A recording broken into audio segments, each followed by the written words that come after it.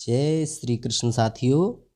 आज की वीडियो में हम अनुवाद सीखने वाले हैं कि हिंदी से संस्कृत में छोटे छोटे वाक्य कैसे अनुवाद करें। लेकिन अनुवाद सीखने से पहले हम आपको पुरुष के बारे में बताना चाहेंगे। इससे आपको अनुवाद करने अथवा अर्थ समझने में परेशानी नहीं होगी। जैसा कि आप जानते हैं, संस्कृत में 3 वचन होते हैं, एक वचन, द्विवचन तथा बहुवचन। एक वचन 1 के लिए प्रयुक्त होता है, द्विवचन 2 के लिए तथा बहुवचन 2 से अधिक के लिए प्रयोग में आता है। वैसे ही पुरुष भी 3 प्रकार के होते हैं, जिन्हें अंग्रेजी में फर्स्ट पर्सन सेकंड पर्सन कहा जाता है। वे पुरुष होते हैं। यहाँ पुरुष का अर्थ पुल्लिंग से नहीं है। यहाँ पुरुष ये हैं कि प्रथम पुरुष में आते हैं सह, तौ, ते, ये पुल्लिंग के हैं। पुल्लिंग में सह यानी वह, तौ यानी वे दोनों, ते यानी वे सब। इसी प्रकार स्त्रीलिंग में सा यानी वह, ते यानी वे दोनों, ताहा यानी वे सब। नपुंसकलिंग में तत्, ते, तानी, वह, वे दोनों, वे सब। इसी प्रकार मध्यम पुरुष में त्वम, युवाम, यूयम, ये मध्यम पुरुष के हैं। इनका अर्थ है तुम, तुम दोनों और तुम सब। उत्तम पुरुष में अहम यानी मैं, आवाम और वयम, हम दोनों और हम सब। इनका प्रयोग धातु रूप एवं क्रियापदों के साथ होता है और ये सर्वनाम शब्द हैं। सर्वनाम वे शब्द जो संज्ञा के स्थान पर प्रयुक्त होते हैं। संज्ञा यानी किसी का नाम, नाम के स्थान पर जो प्रयुक्त होते हैं, जो संज्ञा के स्थान पर प्रयुक्त होते हैं, उन्हें सर्वनाम कहते हैं। जैसे रामः फलम खादति, राम फल खाता है।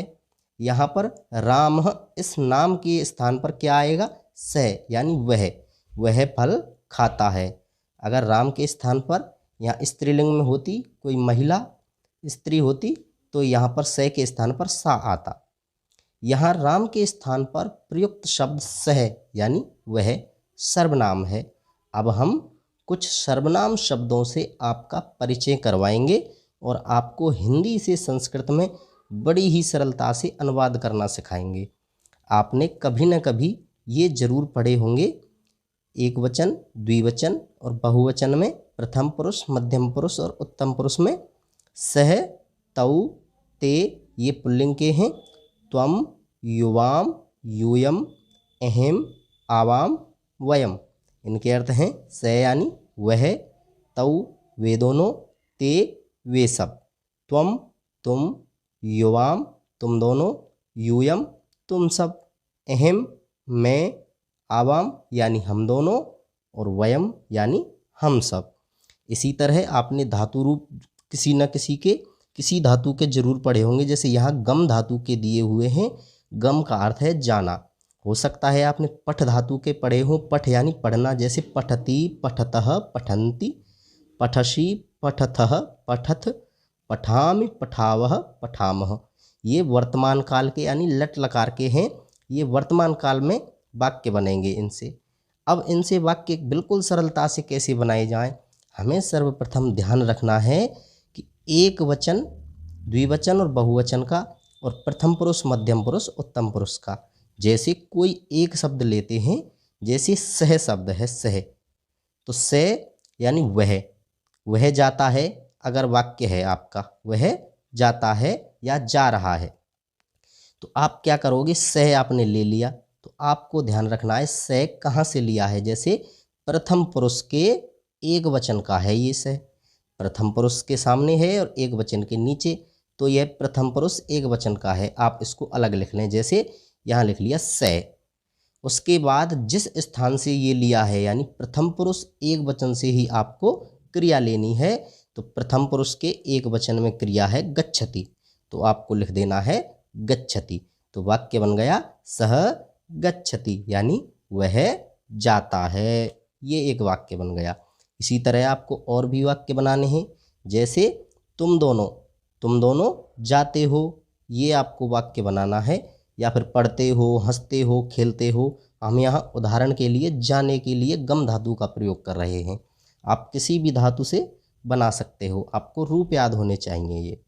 जैसे युवाम यानी तुम दोनों, युवाम अब किस स्थान से लिया है, ये लिया है मध्यम पुरुष के द्विवचन से, मध्यम पुरुष के द्विवचन से, तो आपको युवाम अलग लिख देना है। युवाम मध्यम पुरुष के द्विवचन से ही क्रिया लेनी है आपको, तो मध्यम पुरुष का द्विवचन ये हो गया गच्छतः, युवाम गच्छतः। इस प्रकार वाक्य बना सकते हैं। इसी प्रकार जैसे तौ के साथ आएगा गच्छतः, ते के साथ आएगा गच्छन्ति, जैसे ते गच्छन्ति।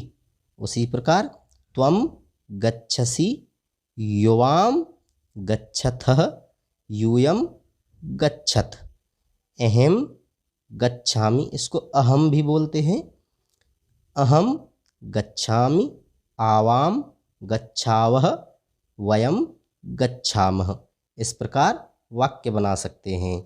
आपको बता दिया कि जिस पुरुष और वचन का कर्ता होता है उस पुरुष और वचन की ही क्रिया होती है। ये सर्वनाम शब्द हैं, संज्ञा के स्थान पर लगाए जाते हैं। अब आपको वाक्य दिखाते हैं इन्हीं से बने हुए। जैसे सह गच्छति यानी वह जाता है, तौ गच्छतः वे दोनों जाते हैं, ते गच्छन्ति वे सब जाते हैं। इन्हीं से बने हुए वाक्य हैं ये। उसी प्रकार मध्यम पुरुष में त्वं गच्छसि यानी तुम जाते हो, युवाम गच्छथ तुम दोनों जाते हो, यूयम गच्छथ तुम सब जाते हो।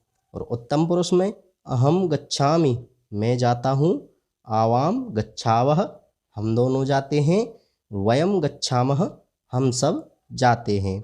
इस प्रकार आप छोटे छोटे वाक्य बना सकते हैं। छोटे वाक्य बनाने के पश्चात आपको कारक की ज़रूरत होती है। अगर आपके द्वारा ये वीडियो पसंद की जाती है तो हम आपके लिए अगला भाग जरूर लेकर आएंगे और आपको बताएंगे कि थोड़े बड़े वाक्य इनके बीच में लगाकर कैसे बनाए जा सकते हैं। जैसे स गच्छति, अगर यहाँ होता है स विद्यालयम गच्छति, किस प्रकार आएगा, कहाँ से रूप लगाए जाएंगे, वो आपको हम आगे की वीडियो में बताएंगे। आप भी देवभाषा संस्कृत के प्रचार प्रसार में सहयोग करें, अधिक से अधिक साथियों तक हमारी वीडियो शेयर करें और उन्हें थोड़ी बहुत संस्कृत सीखने हेतु प्रेरित करें। हमारे चैनल सक्सेस ग्रंथ को सब्सक्राइब करें, वीडियोज के नीचे लाइक का बटन दबाकर लाइक करें।